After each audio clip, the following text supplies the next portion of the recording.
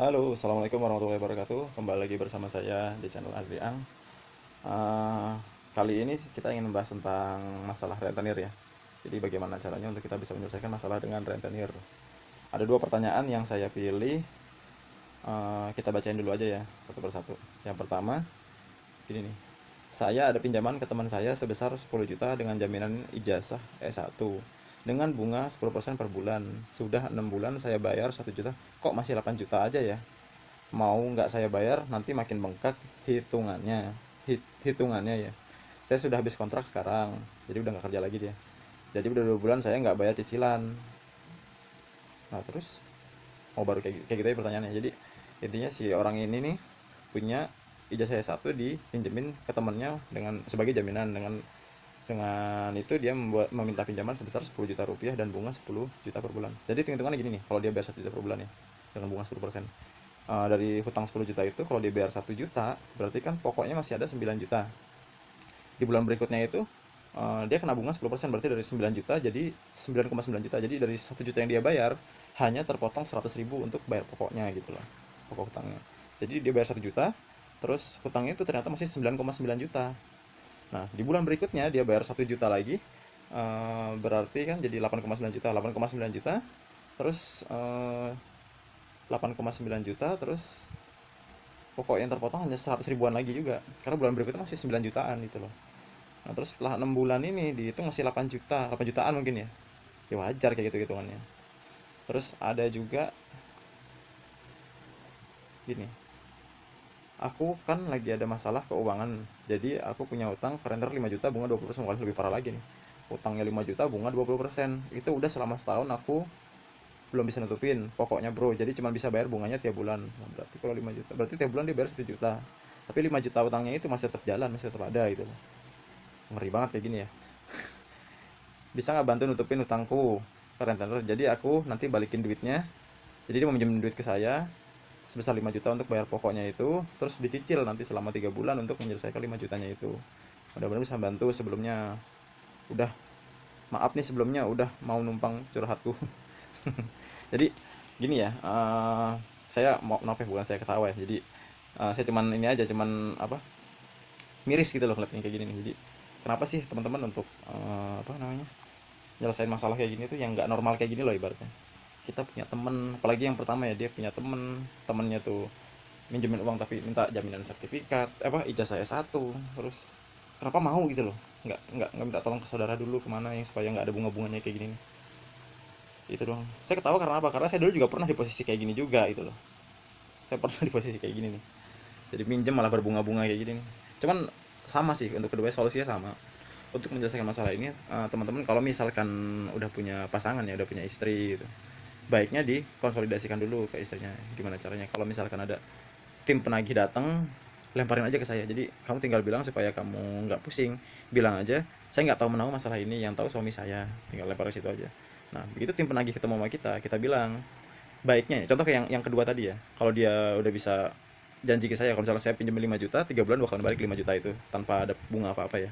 Mendingan gini, teman-teman apa yang di posisi yang mungkin sama kayak gini, mendingan selama 3 atau 4 bulan itu uang yang ada itu ditabungin aja. Atau misalkan sebulan mampu 1 juta, mending tabungin selama 5 bulan.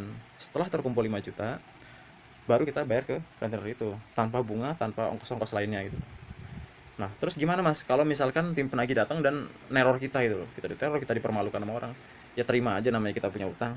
Seperti sebelumnya saya pernah ceritakan, sampai masalah kartu kredit aja tim penagih datang, si tim penagih itu datang ke ibu RW tempat saya tinggal gitu loh. Itu kurang malu apa saya?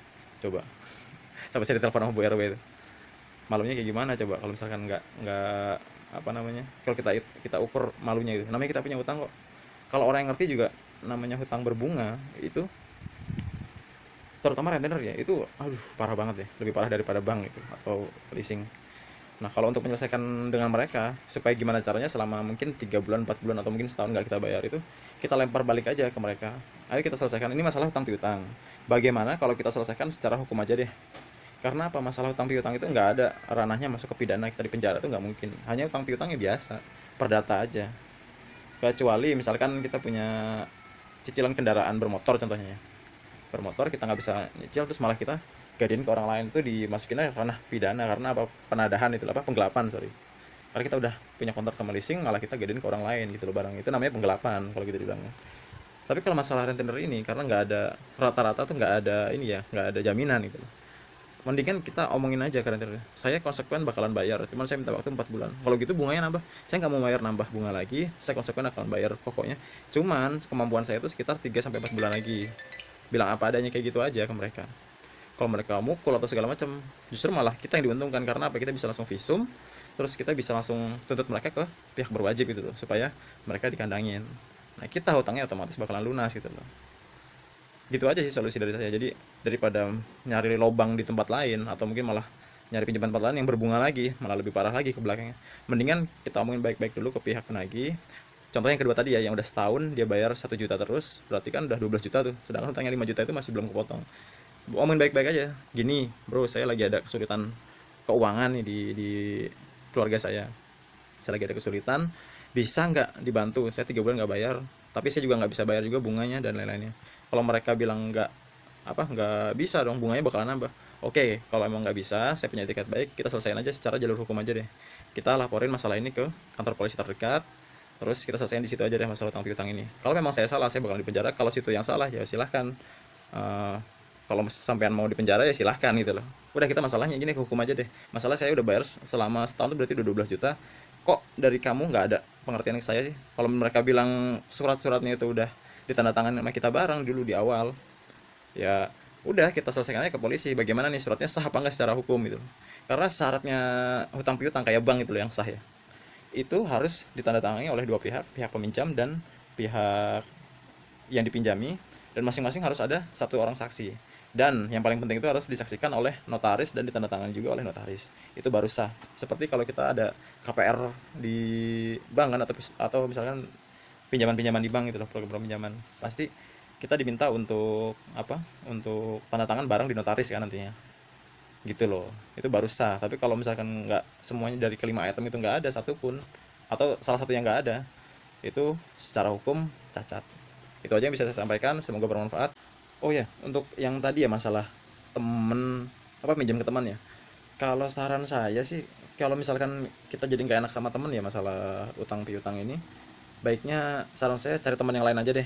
Nggak apa-apa satu teman hilang, karena apa, nggak usah kita nggak enak sama teman kita itu loh, karena kita udah bayar selama 6 bulan, berarti 1 juta kali udah 6 juta, tapi dia hanya ngitungnya tetap 8 juta. Nggak usah nggak enak-enakan, karena kita dijolimi oleh dia pun. Ini loh, kita diem aja, masa kita gantian, bukan ngebales ya, tapi meluruskan permasalahan. Dia bilang kita yang menzolimi dia, itu nggak fair kalau menurut saya. Baiknya kita cari teman yang lain aja yang mau yang mau apa namanya, ikut dalam suka dan dukanya kita. Itu baru teman sejati. Jadi untuk teman-teman yang bermasalah seperti tadi, untuk bisa untuk bisa menyelesaikan masalahnya, baiknya cari teman yang baru. Masalah sama teman yang bermasalah itu, yang masalah ijazah kita ditahan, cari teman yang lain aja dah. Nah, untuk mengambil ijazah itu silahkan teman-teman langsung ajak orang tersebut untuk menjelasakan di jalur hukum aja deh. Kalau ijazah itu nggak dikasih ke kita, ya udah, eh, masukin aja pasal perampasan lah dibilangnya.